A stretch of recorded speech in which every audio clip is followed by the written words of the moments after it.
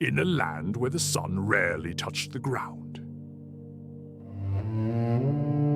Two brothers lived under the same sky, yet in two different worlds. One lived in a fortress of stone, locking his gates against the world. The other lived in a shack of wood, keeping his door open to the wind. The elder brother had mountains of gold, yet his heart was a barren desert. He counted his coins every night, not to spend them, but to make sure none had escaped. For him, happiness was a number that never stopped growing. The younger brother had nothing but an ancient starfruit tree left by his parents. It was his only friend, his only legacy.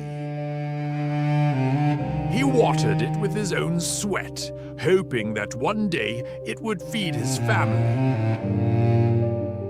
But fate had a different plan. One night, a storm unlike any other shook the earth. A shadow descended from the heavens. It was not a bird of peace. It was a beast of power. The golden phoenix. It did not sing, it screeched like grinding metal. "I eat your fruit," the beast whispered, its voice echoing in the man's soul.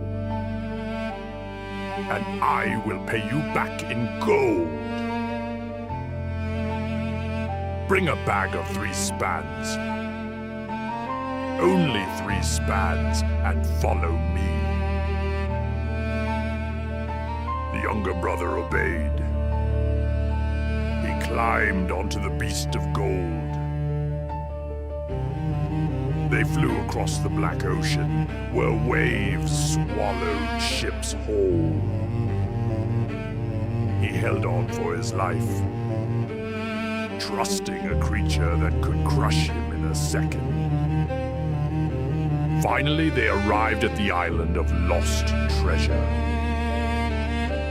Gold grew here like grass. Diamonds bloomed like flowers. But the air was cold. It smelled of ancient greed. The younger brother remembered the rule. 3 spans. He took only what he needed to survive.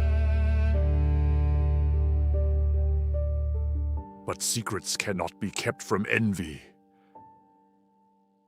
The elder brother demanded the bird take him too. I did not bring a small bag. He brought sacks heavier than his own soul. "Why take a little," he hissed, "when I can take it all?"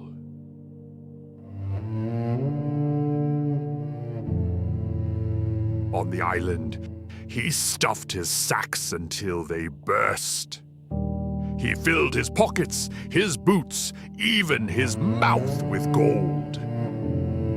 "It is too heavy," the wind screamed, but he did not listen. "It is mine," he whispered, "all mine." The return journey was slow.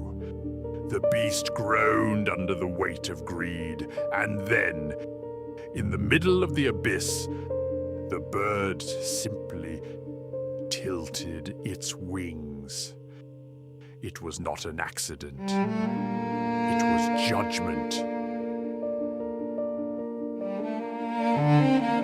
Gravity took what belonged to it. He could have let go. He could have saved himself, but he held on. He hugged his gold like a lover, and it dragged him down to the bottom of the sea. The ocean swallowed his scream. The gold swallowed his life. The younger brother never saw him again. He understood then. Wealth is a tool, but greed is an anchor. Don't let your desires drown you. The bird did not give gold. It gave a test. The younger brother took what he needed, and he flew. The elder brother took what he desired, and he fell. Remember this: wealth is a tool, but greed is an anchor. The more you hold on to things that do not matter, the heavier your soul becomes. In the storm of life, only those who know how to be light can fly.